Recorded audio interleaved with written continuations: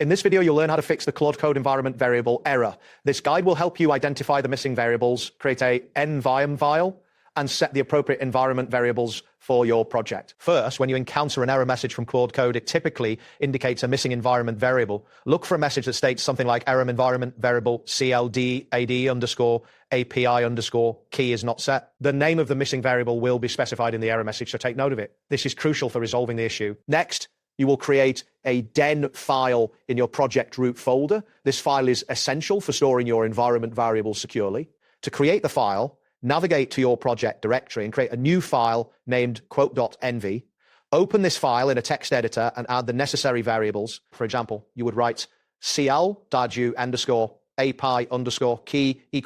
your _API_key_ here. Make sure to replace your _here with your actual API key or token. If you are using node.js, it is necessary to install the .turn package to load the variables from your endf file.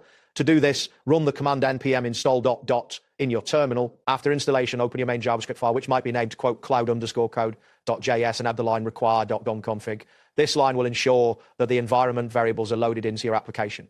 You can test this by adding quote console.log process.n CLAUD_API_key to check if the variable is accessible. Alternatively, you can set environment variables directly in your terminal. For Windows users, you can use PowerShell and type $n CLGA_AP_key_key_ here. If you are using Linux or Mac OS, the command would be export CLDD_API_key =, your _API_key_ here. After entering the command, run your script in the same terminal session to ensure that the variables are recognized by your application. To confirm that the environment variables are loaded correctly, you can run a simple test.